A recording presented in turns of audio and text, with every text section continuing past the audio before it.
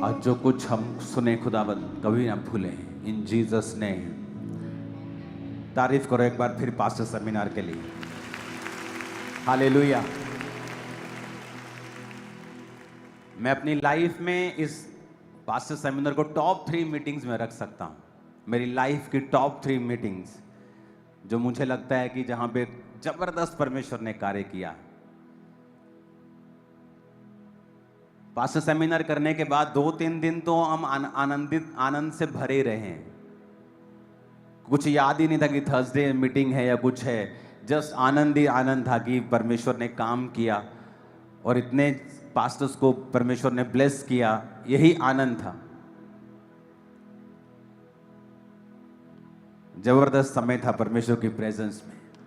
I think जो pastors जिन्होंने miss किया उन्होंने बहुत कुछ मिस किया, क्योंकि ये लाइव नहीं होता है। आपको आना होता है और ग्रेस को पर्सनली आपको अटेंड करना होता है। हालेलुया। आप जानते बहुत से पास्टर्स अनॉइंटिंग में फ्लो नहीं करते, क्योंकि अनॉइंटिंग हमेशा एक क्रशिंग का नतीजा होता है। जिस तरह अगर अनॉइंटिंग को ऑयल से क्यों कंपेयर किया गया, जब भी अनॉइंटिंग का आता है तो ऑयल आता है। पुराने नबी ऑयल डालकर मसा करते थे, राजाओं को, भविष्यद्वक्ताओं को, चेलों को। ऑयल का मतलब कि जब आप किसी जैतून को क्रश करते हैं, बादाम को क्रश करते हैं, पूरी तरह से पीस डालते हैं, तभी ऑयल निकलता है। मोस्टली लोगों में अनॉइंटिंग की कमी होती है क्योंकि वो अपने आप को डिस्कंफर्ट में नहीं रखना चाहते।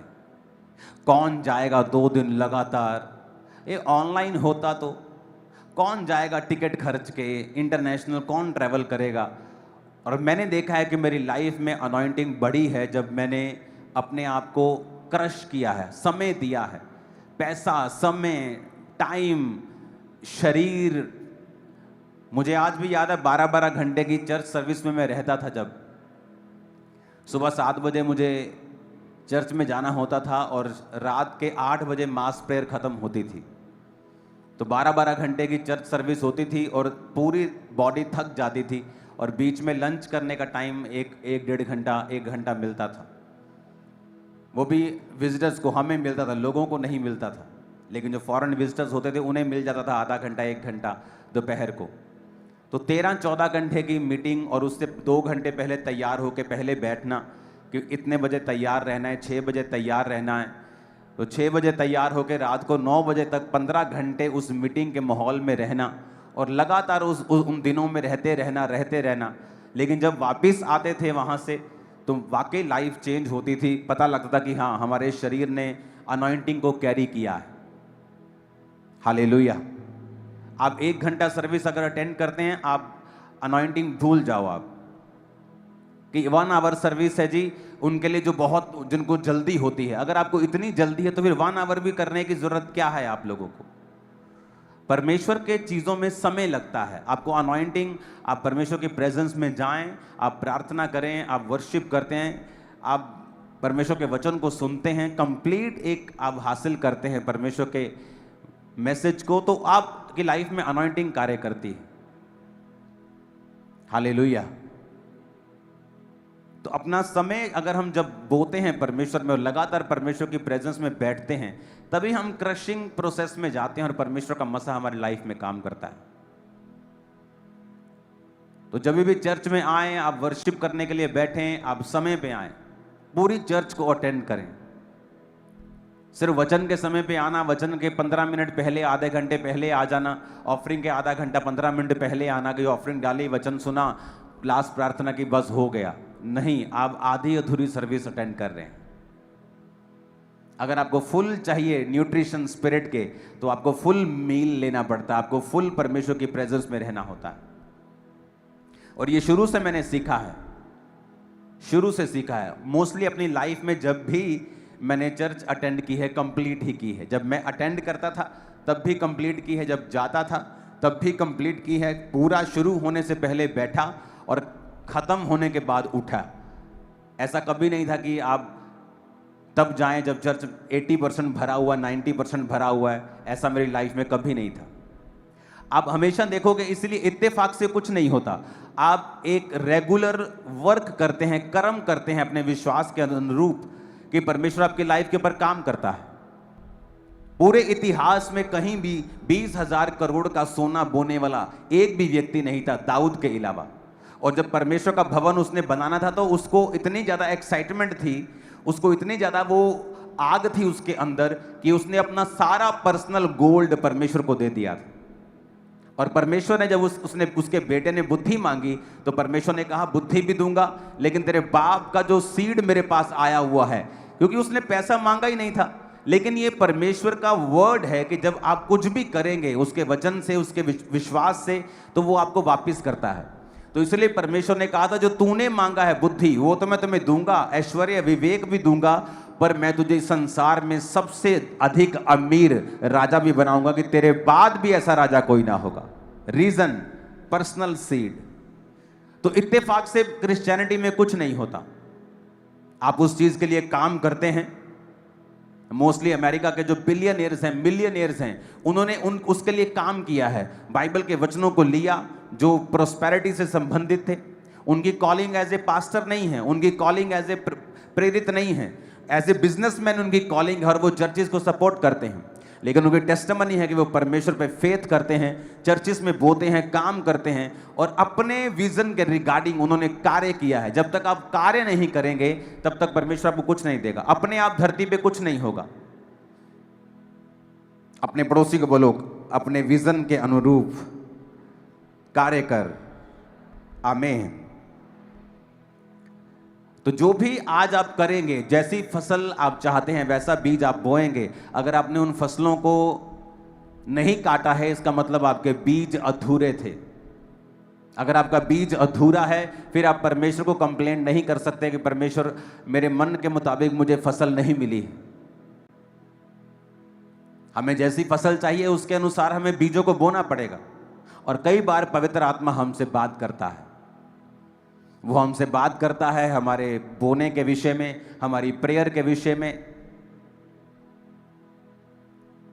आप कितना बोते हैं ये मतलब नहीं है। हो सकता है यहां बोने वाला व्यक्ति जो 1,000 रुपए बोता है और यहां 5 लाख बोने वाला व्यक्ति उस 1,000 रुपए से कम आशीष पाए, क्योंकि वो 5 लाख वाला व्यक्ति उसका टाइथ 15 लाख है और वो सिर्फ 5 लाख बो रहा है। लेकिन उस 1,000 रुपए वाले का टाइथ 800 है, लेकिन वो 1,000 रुपए बो रहा है।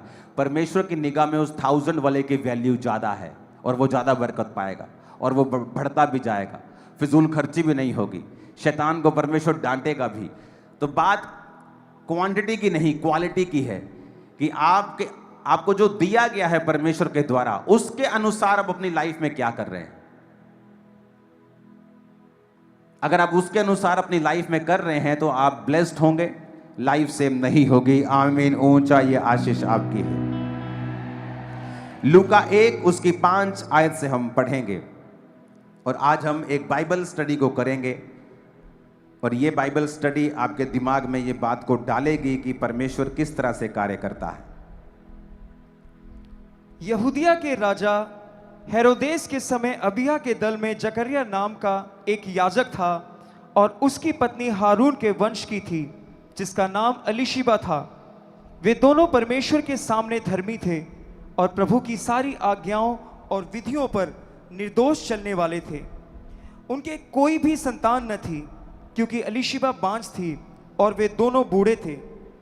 जब वह अपने दल की पारी पर परमेश्वर के सामने याजक का काम करता था तो याजकों की रीति के अनुसार उसके नाम पर चिट्ठी निकली कि प्रभु के मंदिर में जाकर धूप जलाए।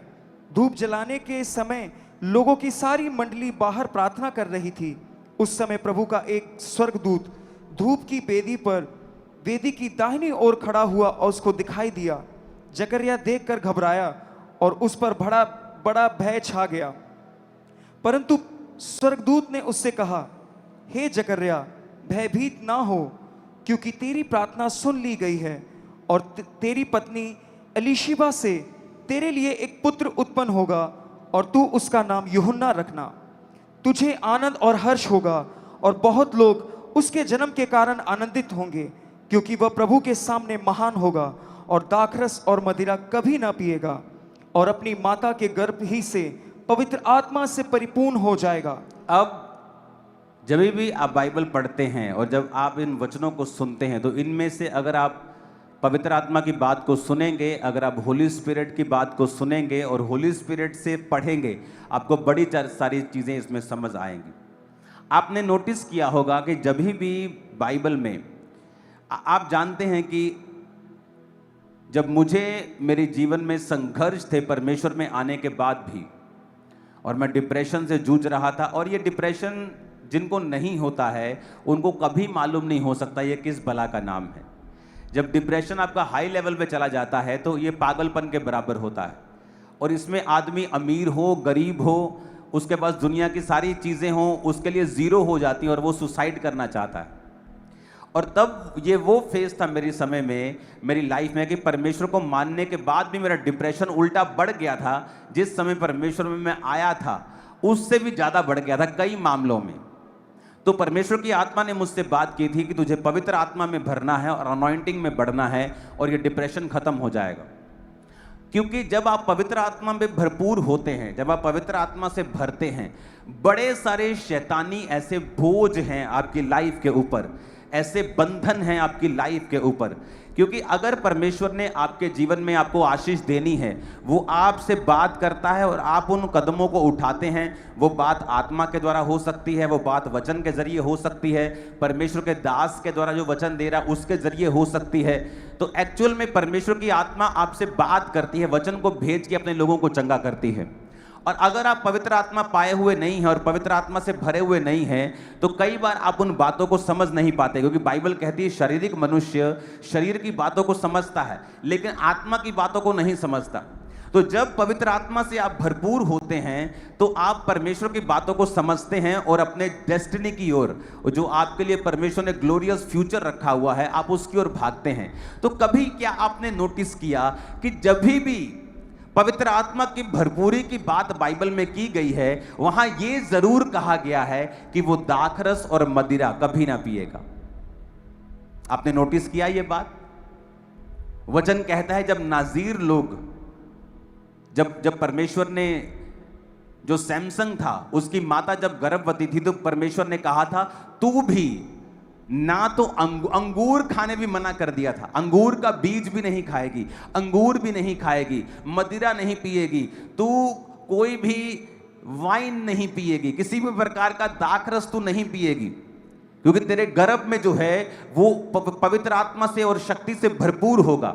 अब नोटिस करना, जब भी परमेश्वर आपको पवित्र आत्मा की भरपूरी के विषय में कह रहा है, वो क्रिश्चियन लोगों को शराब से दूर करने के लिए बोल रहा है। और मोस्टली क्रिश्चियन लोग की बाइबल में लिखा है कि तू अपने पेट के लिए थोड़ा थोड़ा दाखरस काम में लाया कर। अरे वो होम्योपैथी दवाई की बात कर रहा है। होम्योपैथी दवाई में भी शराब होती है। कितने बूंद, 2 बूंद, 3 बूंद, 4 बूंद आप लेते हैं, पर वो शराब नहीं है। वो उस दवाई को सुरक्षित रखने के लिए अल्कोहल वहां डाली है, वो उस चीज की बात कर रहा है। लेकिन आज क्रिश्चियन लोग उसे पीने की बात कर रहे हैं। वो पैक मिला डाल के 60-60, 30-30 ml के, ये सोचते हैं कि परमेश्वर उनके संग है। वचन स्पेशल कहता है कि जब भी पवित्र आत्मा की भरपूरी की बात हुई है, दूतों ने कहा है कि तू वो कोई भी दाखरस और मदिरा नहीं पिएगा। यानी जब भी, और पौलुस भी कहता दाखरस के मतवाले ना हो, परंतु पवित्र आत्मा से परिपूर्ण होते जाओ। पुराने टाइम में किसी किसी के ऊपर पवित्र आत्मा उतरता था, किसी किसी को परमेश्वर दाखरस और मदिरा से दूर रहने की अनुमति देता था और बोलता था कि दूर रहे, इसे आज्ञा देता था। नए नियम में उल्टा हो चुका है। परमेश्वर ने कहा मैं अपना आत्मा सब मनुष्यों के ऊपर उंडेलूंगा।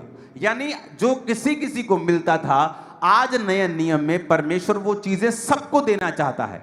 अगर वो सबको देना चाहता है तो रूल भी सबके लिए है कि कोई भी पवित्र आत्मा पाया हुआ क्रिश्चियन, कोई भी जीसस क्राइस्ट को मारने वाला क्रिश्चियन किसी भी प्रकार का दाखरस और मदिरा और वाइन ना पिए। नहीं तो दूत उसको कभी ना कहता, अगर ये बुरी चीज नहीं थी तो स्वर्गदूत कभी ना कहता कि वो प्रभु के सामने महान होगा। 15 आयत में, और दाखरस और मदिरा कभी ना पिएगा। और पौलुस भी यही कहता कि दाखरस के मतवाले मत बनो, परंतु पवित्र आत्मा से परिपूर्ण होते जाओ। क्योंकि दाखरस वही करता है, आपकी स्पिरिट को हिलाता है जो पवित्र आत्मा अपनी ताकत से करना चाहता है। वो दलेरी जो पवित्र आत्मा आपको देना चाहता है, वो आनंद जो पवित्र आत्मा आपको देना चाहता है, वो थोड़े समय के लिए आप शराब से हासिल कर लेते हैं और फिर वो व्यक्ति कभी भी पवित्र आत्मा से परिपूर्ण नहीं होते हैं। आप ये नोटिस कर लो। जब दुनिया परमेश्वर ने प्रॉब्लम फ्री कर दी, सब दुनिया को मार के खत्म कर दिया और नूह और उसके 3 बेटे और 3 बहुएं और उसकी पत्नी बचाई गई, तो प्रॉब्लम कहां से शुरू हुई थी? उसी शराब के कारण।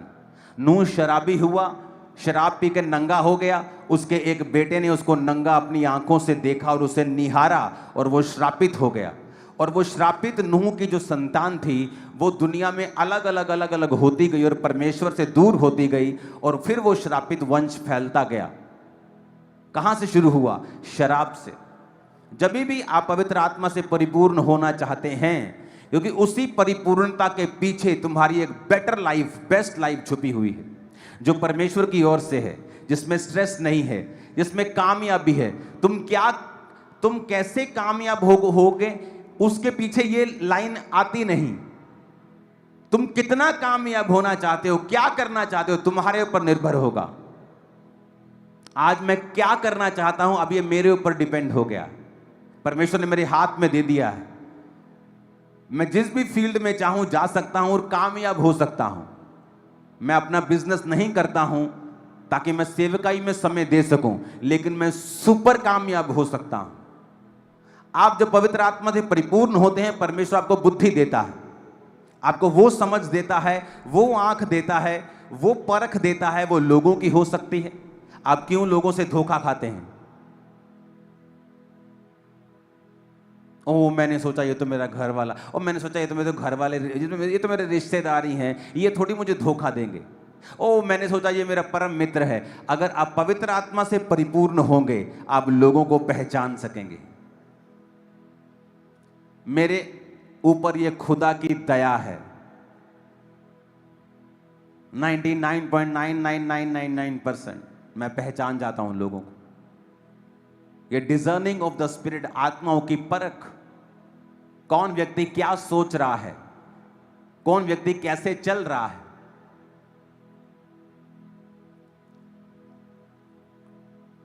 और कई बार मुझे इसका दुख होता है कि कई बार मैं परमेश्वर की आवाज को सुनते हुए भी इग्नोर किया। आत्मा की परख होने के बावजूद भी शरीर की बात सुनी। एक दिन एक करप्ट आदमी मुझसे मिला और उसने कहा ये काम है, ये मैं कर दूंगा, ओके। और मैं गाड़ी चला रहा था, उसने मुझसे एक बात पूछी, आप प्रभु से पूछना मैं कैसा व्यक्ति हूं। तब अभी उसने धोखा नहीं किया था, अभी सिर्फ वो बातें चल रही थी उसके साथ। और पवित्र आत्मा ने मुझसे कहा ये एक फ्रॉडिया है, ये एक फ्रॉड आदमी। लेकिन मैंने होली स्पिरिट की बात को नहीं सुना और हम वो करते गए जो वो कहता गया, और एंड में फ्रॉड था। वो एक इंसिडेंट मुझे याद है जब पवित्र आत्मा ने मुझसे बात की, 2 इंसिडेंट, और मैंने नहीं सुना। आप जब भी पवित्र आत्मा से परिपूर्ण होते हैं, आपको मालूम होता है ये आदमी, ये औरत, ये व्यक्ति और ये फ्यूचर क्या है आपका। लेकिन शैतान ये चाहता है आप हमेशा दुखी रहें, आप हमेशा फ्रॉड आपके साथ होता रहे, आपके साथ हमेशा प्रॉब्लम्स होती रहे। अब मेरी लाइफ में वो समय चल रहा है, अब मुझे मालूम है क्या करना है, कौन व्यक्ति क्या है, मुझे परख है। मैं उसको बोलूं या ना बोलूं, चाहे मैं उस पर जाहिर करूं चाहे मैं ना करूं। अब कई सालों से वो समय मेरी लाइफ में चल रहा है जब मुझे पता है।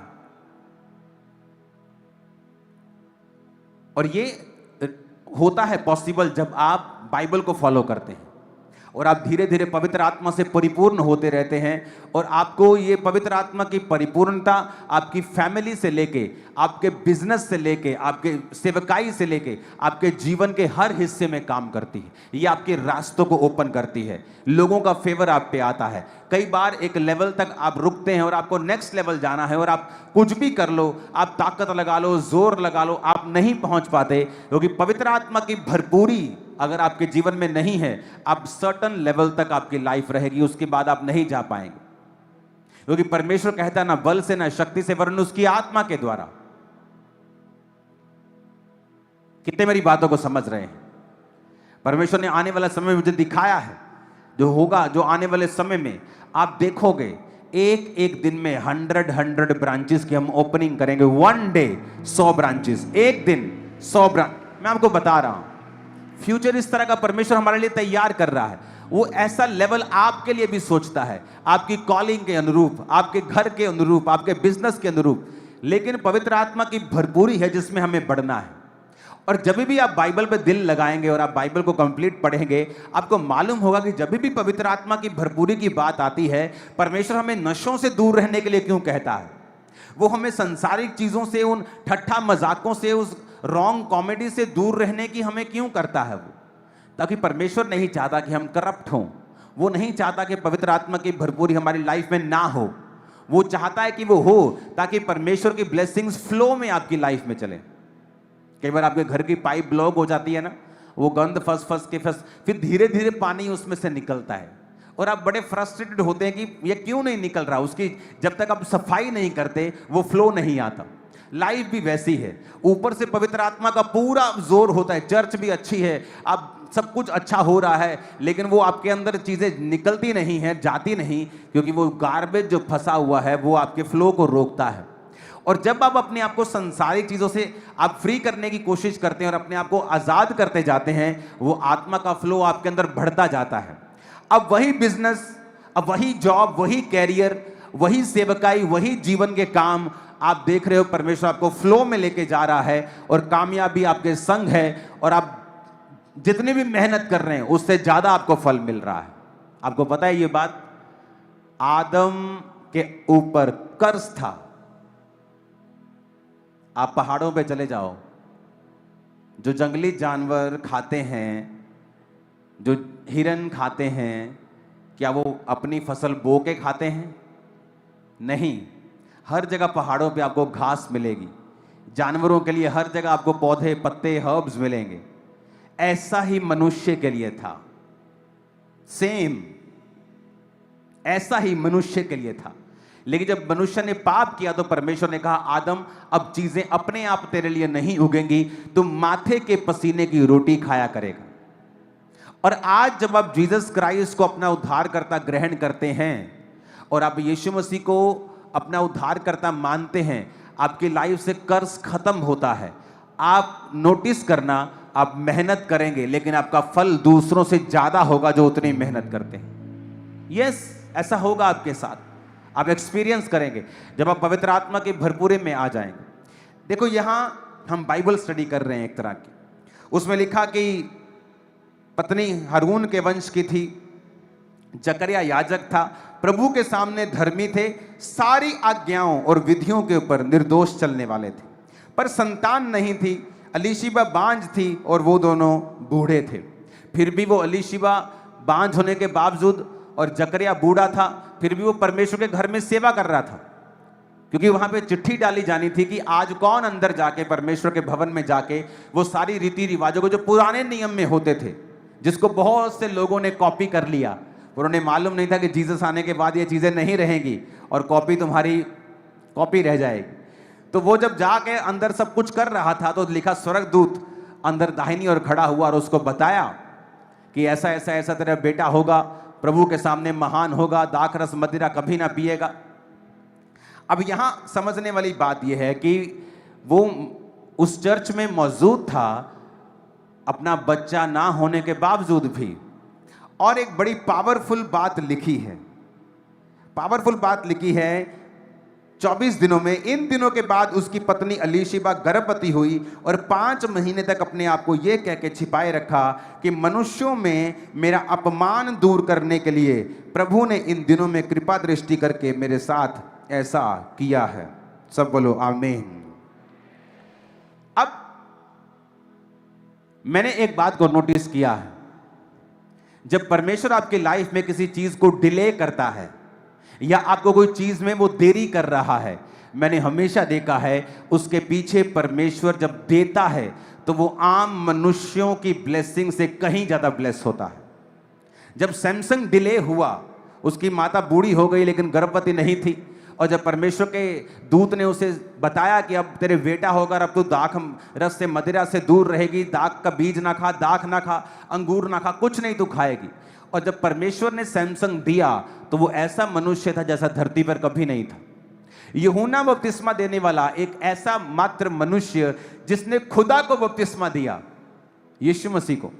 आम मनुष्य नहीं था वो, सबसे बड़ा था वो, पवित्र आत्मा से परिपूर्ण था गर्भ से ही, लेकिन जब वो आया तो देरी के साथ आया।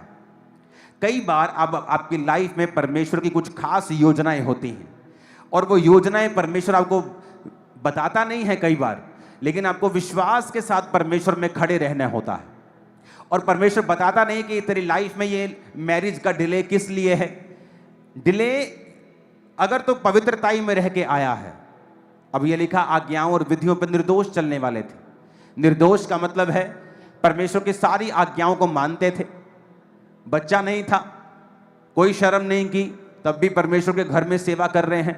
आज कई टेस्टिमनीज मैंने सुनी है, मैं चर्च में आया, मेरे बेबी नहीं हुआ, अब मैं चर्च में नहीं आता। बावजूद कि चर्च में हजारों बेबीज की टेस्टिमनी हुई है। आपको ऐसे लोग भी मिलेंगे जो ऑफेंड हो गए, नहीं 2 साल कोई बेबी नहीं हुआ, अब मैं चर्च में वैसे खुदा के साथ जुड़ा हुआ। तुम जुड़े नहीं हुए हो, तुम झूठ बोल रहे हो, तुम जुड़े हुए नहीं। अगर कोई खुदा के साथ जुड़ा हुआ है वो हमेशा संडे चर्च में होगा। अगर अलीशिबा, अगर जकरिया खुदा के साथ जुड़े हुए थे तो वो कहां थे? भवन के अंदर। बाहर नहीं कहते हम यहोवा को मानते हैं, हम यहोवा के साथ जुड़े हुए हैं। नहीं जुड़े तुम लोग यहोवा के साथ, झूठ बोलते तुम लोग। भवन के अंदर था कि हो सकता है आज मेरी चिट्ठी निकल जाए कि भवन के अंदर जो रीति रिवाज करने हैं अंदर जाके परम पवित्र स्थान में, हो सकता है पवित्र स्थान में जाने के लिए आज मेरा नंबर आ जाए। चिट्ठी डली तो उसी का नाम निकला। एक्साइटेड था सेवा के लिए, बावजूद उसके कि कोई बेबी नहीं है। आज लोग कहां हैं ये बोलने वाले कि तू चंगा कर ना कर, तू मेरा परमेश्वर है? बहुत कम है। हालांकि आज वो दिन चल रहे हैं जब परमेश्वर लाखों लोगों के ऊपर दया कर रहा है, हजारों के गर्भ खोल रहा है, हजारों मिरेकल्स हो रहे हैं। इसके बावजूद भी लोगों का विश्वास देखो कि वो ये कह रहे हैं कि नहीं हमें नहीं मिला, वैसे हम खुदा के साथ जुड़े हुए हैं। तुम नहीं जुड़े हुए। अगर तुम खुदा के साथ जुड़े हुए हो तुम सेवा कभी ना छोड़ोगे, तुम प्रभु का भवन कभी ना छोड़ोगे, तुम परमेश्वर के घर में आना, सेवा करना, बोना, प्रार्थना, फास्टिंग कभी ना छोड़ोगे। कई बार परमेश्वर आपको रोकता है, इसलिए नहीं कि वो आपको दुखी करना चाहता है, क्योंकि जो वो आपको देना चाहता है उसका एक खास समय है। यूहन्ना बपतिस्मा देने वाला परमेश्वर से ज्यादा पहले नहीं आ सकता था। उसे जीसस क्राइस्ट के उसी साल में ही आना था, 6 महीने पहले ही बस उस दुनिया में आना था, उसी समय बड़ा होना था। और जीसस क्राइस्ट के जब वो 7 की उम्र का था तभी उसे सेवा शुरू करनी थी। तो परमेश्वर कैसे पहले दे देता उसकी मां को? परमेश्वर ने इंतजार किया, अपने धर्मी की जिंदगी में इंतजार किया, और ये इत्तेफाक नहीं होता है। यूहन्ना अलीशिबा के गर्भ से आएगा यह लिखा हुआ नहीं था। वचन कहता है जब मरियम गर्भवती हुई तो उसने कहा अब से युग युग के लोग मुझे धन्य कहेंगे, क्योंकि परमेश्वर ने अपने दासी की दीनता के ऊपर दृष्टि की है। उसने बताया कि वो दीन है, और जब स्वर्गदूत ने कहा तेरे बच्चा होगा, उसने कहा मैंने कभी किसी पुरुष का मुंह नहीं देखा। यानी वो किसी पुरुष के साथ सोई नहीं है, उसे कभी किसी पुरुष के साथ सेक्सुअली कांटेक्ट नहीं हुआ है। वो एक रियल कुंवारी थी। क्या आज ऐसी लड़कियां आपको मिलेंगी? नहीं। अगर आप हैं तो फिर आप परमेश्वर की उस दृष्टि को, जो परमेश्वर आपको देखेगा कि हां ये पवित्रताई में है, हां वाकई ये मरियम की तरह जैसे वो पवित्रताई में थी, और परमेश्वर ने कितना बड़ा कार्य किया। मरियम पहले से चुनी नहीं गई थी यीशु को पैदा करने के लिए। उस समय जो लड़की यीशु को पैदा करने के काबिल थी उसको यह काम दिया गया था। और बाइबल कहती परमेश्वर ने देखा कौन ऐसी लड़की है जो पवित्रताई में है। जो लड़कियां पवित्रताई में हैं, जो लड़कियां बिल्कुल शरीर की, मन की, आत्मा की पवित्रताई में हैं, आप उनकी लाइफ देखना, फ्यूचर में बहुतों हजारों करोड़ों लड़कियों और सेलिब्रिटी से बेस्ट लाइफ वो जिएंगी। मैं आपको बता रहा हूं, ये बाइबल ऐसा कहती है। मुझे किसी का डर भय नहीं है वचन देने के लिए कि लोग क्या कहेंगे। ये वचन कहता है, ये वचन कहता है। वो एक रियल कुंवारी थी, नाम की कुंवारी नहीं थी, सिर्फ शादी नहीं हुई थी, वैसे सब कुछ शादीशुदा वाला ऐसा नहीं था। वचन कहता है, उसने कहा कि मैंने कभी किसी पुरुष का मुंह नहीं देखा, मैंने कभी किसी पुरुष के साथ मेरे कांटेक्ट नहीं है। उसने कहा पवित्र आत्मा तुम पर आएगा, पवित्र आत्मा तुम पर छाएगा, उसकी सामर्थ तुम पे छाएगी और जो पवित्र पैदा होगा। उसने कहा ओके डन, ठीक है। वचन कहता है उसने, परमेश्वर ने अपनी दासी की दीनता के ऊपर दृष्टि की।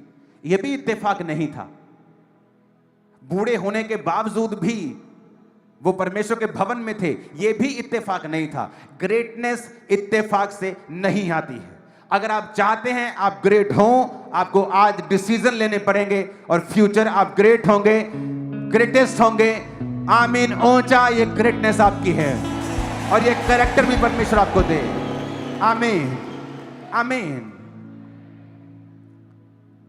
अब देखो उसने कहा 25 आयत में, मनुष्यों में मेरा अपमान दूर करने के लिए। आप जानते हैं मनुष्यों में लोगों के अपमान होते हैं। क्या अपमान है? ये बहुत छोटा आदमी है, बहुत गरीब है, ये बीमार है। बहुत तरह के अपमान आप फेस करते हैं लाइफ में, क्योंकि आपके पास पैसा नहीं है या आपके कोई फिजिकल ऐसी चीज है आपकी लाइफ में। लेकिन बाइबल कहती है परमेश्वर आपके अपमान को दूर करता है। जब आप पवित्रताई में जीते हैं और परमेश्वर के साथ एक संबंध बना के रखते हैं और आप परमेश्वर से हटते नहीं हैं, आप परमेश्वर में कंटिन्यू अपनी वॉक को जारी रखते हैं, क्योंकि बीच में ऐसा समय आएगा जब परमेश्वर आपको लगेगा कि आपकी प्रार्थना का उत्तर नहीं दे रहा। ऐसी घटनाएं भी होंगी जो आपके विश्वास को हिलाएंगी। तब भी परमेश्वर ये देखेगा कि क्या आप उससे हट गए, क्या आप अपनी वॉक के ऊपर लगातार बने हुए हैं। जब लोग मसीह में नहीं होते, क्या उनकी जिंदगी में बुरी घटनाएं नहीं होती? क्या उनके परिवार वाले मरते नहीं हैं?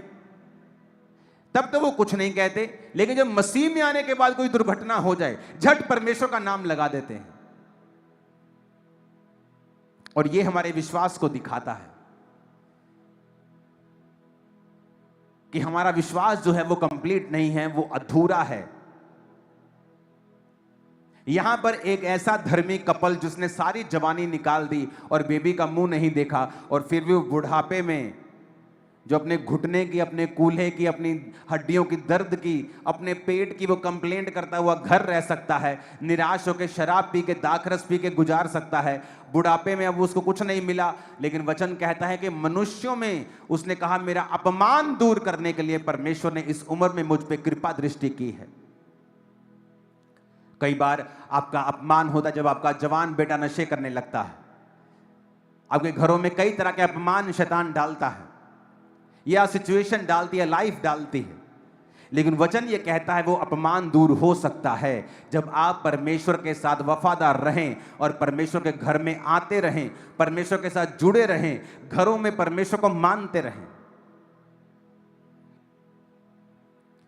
आप जानते हैं जब शैतान ऐसे अपमान आपकी लाइफ में रखता है तो कैसे निकलना है? पहली बात, अपनी निगाहें पॉजिटिव चीजों की ओर लगाएं जो आपकी लाइफ में हैं। जो अलीशिबा के पास था, क्या उसका पति बेड रिडन नहीं था, बीमार नहीं था कि बेड पे है, उसका पति ठीक था, बूढ़ा था, लेकिन जाके चर्च सेवा कर रहा है। तो वो रोज थैंक्स करती होगी, परमेश्वर कोई बात नहीं, अगर मेरे पास बच्चा नहीं है तो देखो लोगों के पास तो पति भी नहीं है, उनके पति बीमार हैं, देखो वो खुद बीमार हैं, लेकिन मैं तो ठीक हूं, मेरा पति भी ठीक है, हम अच्छा खा रहे हैं, अच्छा पी रहे हैं, तेरे भवन की सेवा कर रहे हैं। यह तरीका है परमेश्वर से लेने का। शैतान क्या करता है? वो चीजें आपको दिखाता नहीं, उन चीजों की ओर आपका ध्यान नहीं जाने देता जो आपकी लाइफ में ऑलरेडी हैं। आप सुबह यहां आए हो, डायलिसिस करा के तो नहीं आए ना, बाथरूम आया था ना सुबह। उनको पूछो जिनकी किडनियां काम नहीं करती हैं, जो डायलिसिस करवा के अपने शरीर का सारी गंदगी बाहर निकालते हैं। सुबह खाया पच गया ना, क्योंकि आपका लीवर ठीक है। उनको पूछो जिनका लीवर खराब है और पेट में पानी भरता है। उनको पूछो जिनको दिखता नहीं है, जिनको सुनता नहीं है, जो चल नहीं सकते हैं, जो बेड पे हैं, उनको पूछो, वो कहेंगे सब जो तुम मांग रहे हो ना ये फुलिशनेस है। जो तुम्हारे पास है ना, तुम्हारे हाथ पांव टांग हार्ट किडनियां काम कर रही है ना, शुक्र किया करो रोज उठ के सुबह, रोज, कि प्रभु सब कुछ काम कर रहा है, थैंक यू। तुम करोड़ों रुपए के मालिक हो, अपनी बॉडी तुम्हारी करोड़ों की है, 25-25 30-30 लाख की तुम्हारी एक किडनी है, तुम्हारी करोड़ों रुपए के तुम्हारे अंग है बॉडी के अंदर जो परमेश्वर ने तुमको दिए हुए हैं। लेकिन उनके बारे में नहीं सोचना, हमें उस वीजा के बारे में सोचना है जो मेरा रिजेक्ट हो गया, और सारा ध्यान उस वीजा पे लगा के मुझे बिगड़ना है, मुझे शराब पीनी है, मुझे परमेश्वर के खिलाफ कुड़कुड़ाना है। और शैतान अगर इस बात को देखता है कि कोई भी आशीष तुम्हें परमेश्वर से दूर रख सकती है, अगर वो तुम्हें ना मिले, वो मेक श्योर करता है कि वो आशीष तुम्हारी जिंदगी में कभी ना आए। हालेलुया। उसने कहा मनुष्यों में मेरा अपमान दूर किया गया, क्यों? क्योंकि वो परमेश्वर के साथ वफादार है। अपना ध्यान उन वस्तुओं की ओर लगाएं जो परमेश्वर ने आपको दे दी हैं। यह तरीका है लेने का परमेश्वर से, कि जो मेरे पास है मैं उस पर कॉन्सेंट्रेट करूंगा, जो मेरे पास है मैं उसके लिए परमेश्वर का थैंक्स करूंगा। और याद रखो, धीरे धीरे धीरे जब आप परमेश्वर में वफादार रहते हैं और बढ़ते जाते हैं, हर एक चीज आपके पास होगी। हर एक चीज जो आपके लिए बनाई गई, जिसके लिए आप मांग रहे हो, जो चीजें सब आपके पास होगा, सब कुछ आपके पास होगा, राइट समय के ऊपर आपके पास होगा, कुछ भी डिले में नहीं होगा। आपकी लाइफ ग्रेटनेस में होगी, आपका कैरियर ग्रेटनेस में होगा, कुछ भी डिले नहीं होगा। लेकिन क्या आप परमेश्वर में वफादार हैं? उन समयों में भी जब कुछ जवाब नहीं आ रहा, आपको लगता है, या जो आपकी मेजर प्रेयर रिक्वेस्ट है उसको माना नहीं जा रहा, उसका उत्तर नहीं आ रहा, क्या तब भी आप फेथफुल हैं परमेश्वर के संग? ये मायने रखता है। 2008 में इस सेवकाई की शुरुआत हुई और तब भी मैं बीमार था। बीमारी में सेवकाई शुरू की। जो चीजें हीलिंग के लिए, जिसके लिए परमेश्वर में आया था, वो हील नहीं हुई। कितने सालों तक हील नहीं हुई। फिर भी मैं प्रार्थना लोगों के लिए करता, लोग हील होते थे, और खुदा ने मेरे हार्ट को देखा और अंत में मुझे हील भी किया। अपने पड़ोसी को बोलो, अगर वफादारी नहीं है तो कुछ भी नहीं। तुम एक बड़ा हिस्सा और सबसे इंपॉर्टेंट हिस्सा मिस कर जाओगे अगर तुम्हारे अंदर परमेश्वर के जैसा विश्वास नहीं है। आमीन। इसका मतलब परमेश्वर अपमान दूर करता है। वो जानता है आपकी लाइफ में क्या अपमान चल रहा है, क्या इंसल्ट चल रही है, क्या नेगेटिव चीज चल रही है, उसे पता है। लेकिन आप कहां हैं स्पिरिचुअली? आपकी पोजीशन क्या है स्पिरिचुअली?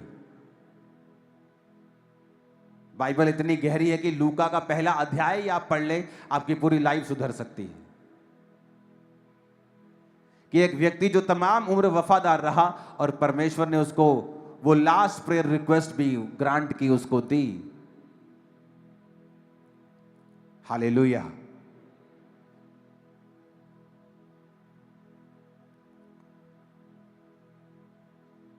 जब आप एक समय था जब मैं लोगों को ओवर ब्लेस करता था, और तब भी उनमें वो ग्रेटिट्यूड, वो थैंक्स गिविंग नहीं थी। और परमेश्वर ने मुझे सिखाया कि मत कर। अगर तुम शेर को नहीं खाते तो इसका मतलब ये नहीं कि शेर तुम्हें नहीं खाता।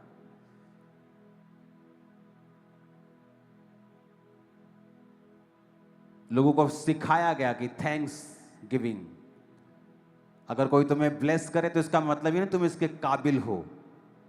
बहुतेरे काबिल हैं जिनको उनका हिस्सा नहीं मिलता। अगर तुम्हें कोई ब्लेसिंग मिली है तो उसके लिए थैंक्स करो, अपना ग्रेटिट्यूड दिखाओ, अपना हार्ट दिखाओ, और तुम और ब्लेस किए जाओगे, तुम और अधिक आशीषित किए जाओगे।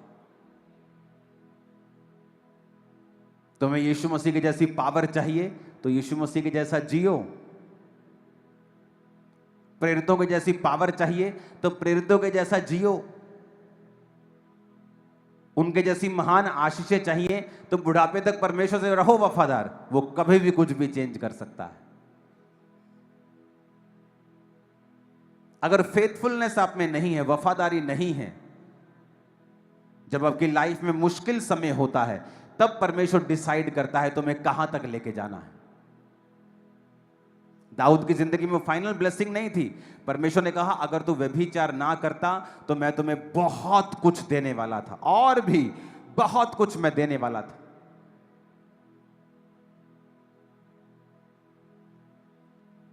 और उस पाप के कारण जो उसने तलवार के साथ उस अपनी गर्लफ्रेंड के पति को मरवा दिया था, परमेश्वर ने उससे भवन की सेवा नहीं ली, क्योंकि उसके हाथों पे खून था। वो उन खूनों की बात नहीं कर रहा था जो एक नॉर्मल लड़ाइयां होती थी, वो उनकी भी साथ में बात कर रहा था जो एक निर्दोष खून उसके हाथ पे था। पर उसने माफी को मांगा। वो असर तो पूरी जिंदगी उसका पाप का असर तो उसके परिवार पर, उसकी लाइफ पे रहा, लेकिन उस माफी के कारण, परमेश्वर के साथ जुड़े रहने के कारण वो बना रहा और उसको कोई हरा नहीं पाया। इत्तेफाक से कुछ नहीं होता है। जब याकूब ने अपने 12 बच्चों को बुलाया तो उनके कर्मों के हिसाब से उनको प्रोफेसी दी। हालेलुया। आज आप क्या कर्म कर रहे हैं? कैसी लाइफ परमेश्वर में जी रहे हैं? क्या आपका बोना है? क्या आपका परमेश्वर में स्टैंड है? क्या आपका कन्फेशन है? क्या आपका अंगीकार है? निर्धारित करेगा कल आप कहां जाएंगे। मेरे इन लॉज, मेरे वाइफ के माता पिता का अंगीकार होता था। जब जीवन में कोई कुछ नहीं होता था, पैसे उधारे मांगकर चर्च में किराया पकड़ के आते थे। को पूछते थे कैसे हो? बहुत ब्लेस्ड हैं परमेश्वर में, बहुत वधिया, बहुत वधिया, बहुत वधिया। जैसा बोला वैसा ही हो गया, बहुत वधिया हो गया। आपको बाय फेथ भी चलना होता है। जब मुझे पता है कि मैं परमेश्वर में आ गया हूं, जब मुझे पता है कि मेरा परमेश्वर सब कुछ कर सकता है, तो all is well, it is well. Then कुछ आज वेल है, कुछ कल वेल हो जाएगा। अगर मुझे पता है कि मेरा परमेश्वर सब कुछ कर सकता है, तो उसे मुझे यह भी मालूम होना चाहिए कि वो विश्वास से चलने वालों को आशीष देता है। और जब आप विश्वास से चलते हैं तो आपकी सेंस कुछ भी कहे, सरकमस्टेंस कुछ भी कहे, तब भी आप चलते हैं। अपने पड़ोसी को बोलो, अपमान दूर होंगे जब तू वफादार रहेगा। वो कोई भी अपमान क्यों ना हो, तू इज्जत को पाएगा और यह अपमान दूर होगा। कृपा दृष्टि तुझ पर भी होगी और तू बड़ी गवाही के साथ वापस आएगा। आमीन। ऊंचाई आशीष हमारी है चर्च। आमीन। ऊंचाई आशीष हमारी है चर्च। अपने हाथों को उठाओ। Thank you Jesus. हिला अपने हाथों को।